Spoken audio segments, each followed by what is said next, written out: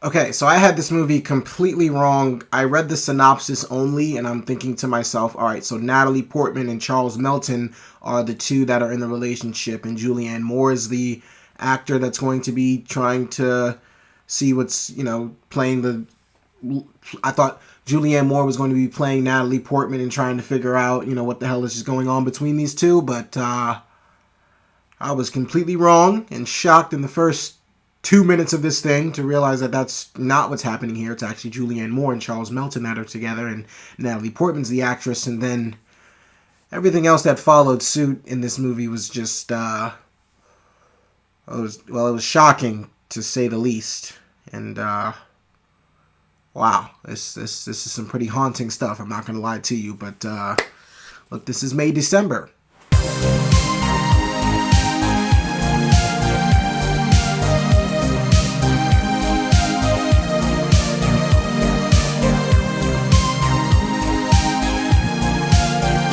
Hey guys, it's your guy in the chair here, and look, this is my review for May December, starring Julianne Moore, Charles Melton, Natalie Portman. I think his name is Cody Michael Smith. Or Corey Michael Smith, and was directed by Todd Haynes. And our story follows Natalie Portman playing an actress who is visiting this couple played by Julianne Moore and Charles Melton, who apparently had an affair long in the past, around when Melton was in 7th grade, and I have no idea how old Julianne Moore was at that point, but they were having an affair, and it's a significant age gap. It was big in the tabloids, and now they're making a movie about it. So Natalie Portman flies out to study Julianne Moore and study her character and her reasonings as to, why she did what she did, so she can play that role.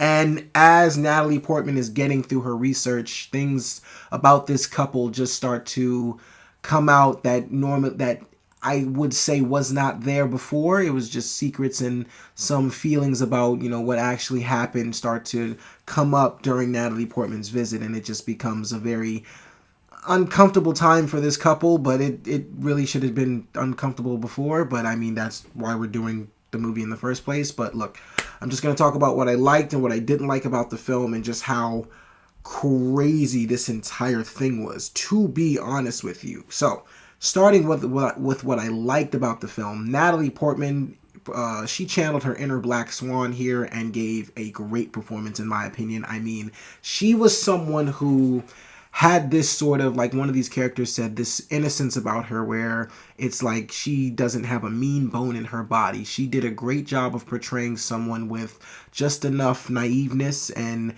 innocence to the point where everything she asked, all the questions she needed, all the research she was trying to do, really felt like she was truly just trying to do her job as the actor and, just play the role as best as she could. But as we go throughout the film, it kind of feels like, okay, maybe she's just putting on a show, and there are more intentions as to why she wants to know about Julianne Moore's history so much and her current status, like how she feels now about certain things, how she goes throughout her day, like some of the questions that Natalie Portman is asking. It's like her intentions, while the way she is speaking may come off as pure, her internal intentions may not be what they seem. And Natalie Portman just did a great job of capturing that, just in the best way Natalie Portman can. I mean, this is a ridiculously crazy story, not in many different ways, and it's just Natalie Portman did a great job at just being this character. And then Julianne Moore, she's Julianne Moore. She's amazing as this character. I truly, really liked how Julianne Moore captures so many, I want to say, just different emotions and awkward feelings. And she has a naiveness about herself too, and she states that in the film. She has this naiveness about herself, which may be the true reason why it's just like, so you really don't see anything wrong with what's going on here. Like you truly think like this is okay, this is love, this is, all right. And for a majority of the film, you really start to think like, all right, maybe these two are just in love with each other. Maybe this is just, maybe this relationship is what they are truly saying it is, and it's just, the two people who fell in love at significantly different times in their lives. One was in middle school, and the other one was working at a pet store at some point in time. So it's a crazy just notion to follow, because Julianne Moore is just doing such a great job at making it seem like, yeah, this is okay. Like we this was mutual. We had feelings for each other. And throughout the film itself, another thing that I have to praise the director for, or something that I have to praise the director Todd Haynes for, is throughout the film itself, the deeper you get into this story, the more just, not only the more like weird things get, because you're truly questioning yourself, like, how is this okay? How are people in a family dynamic? Like, how are these kids affected by all this? How are people just not necessarily not cool with it, but it's just like, how do they just live with themselves with this sort of thing going on? Like, how is this just their norm? And they do it, and Todd Haynes does such a great job at capturing, quote unquote, their norm for a portion of the movie. And then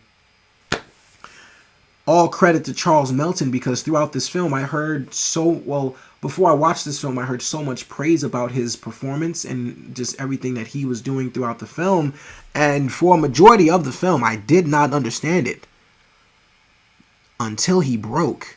And you'll understand what that means in the film itself. When this man breaks, the entire film breaks down in front of you, and it becomes something completely different that you didn't even realize you were watching. It's truly a horror story, if we're being real. This is about a person whose life truly was manipulated from him in a very young age and truly taken away, and someone who truly just went through something so painful, and something that is so very difficult to address and talk about, because it's kind of you fighting the feeling back and forth of, did I want this? Did I truly want this to happen? Is this where I saw my life going? Has my life been taken away from me? Charles Melton in this film truly did something that had me in complete astonishment. Like, no lies whatsoever. This dude had me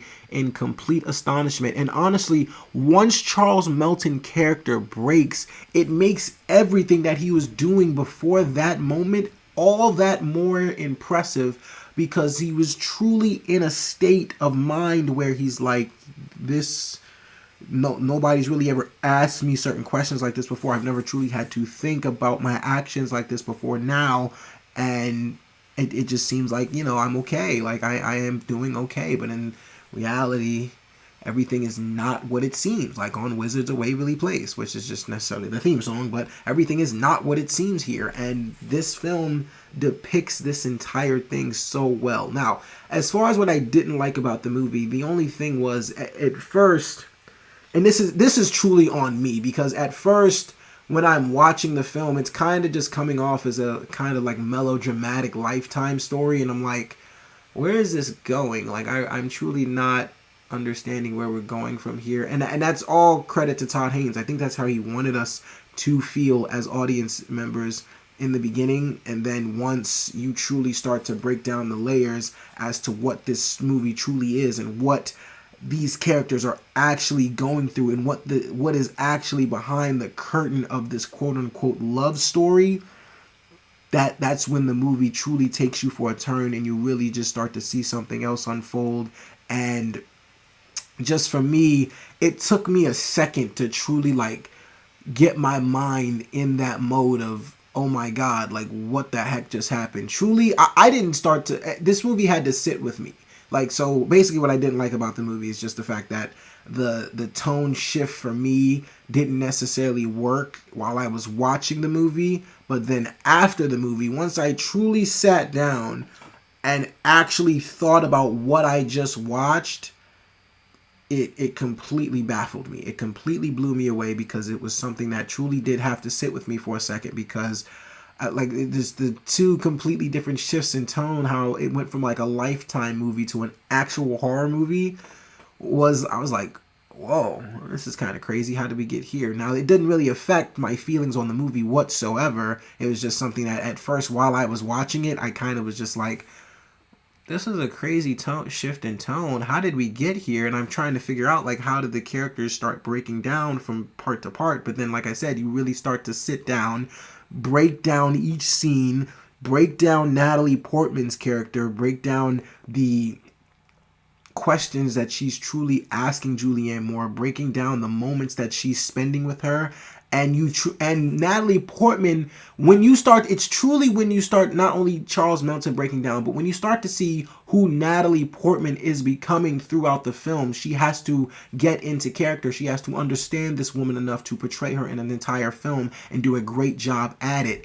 And once you start to see who Natalie Portman is becoming throughout the film, you truly start to see who this woman is, who Julianne Moore is, and especially in the scenes where Julianne Moore is doing Natalie Portman's makeup for her, and they're looking in a mirror, reflecting on one another, truly looking in a mirror, and it has this whole thing about reflections and seeing yourself and seeing what you have done, facing your consequence or facing your past, facing the things that you've done, and how you actually reflect on those sort of things, and how someone else from an outside view is seeing that and what they are turning into right in front of you. It's scary when an actor portrays you and you can truly see yourself in a different light. Not that I think Julianne Moore ever truly did see herself in that light, because like she said not many times, but as she said in the film, she is a very naive person. It didn't necessarily register with her in that sense.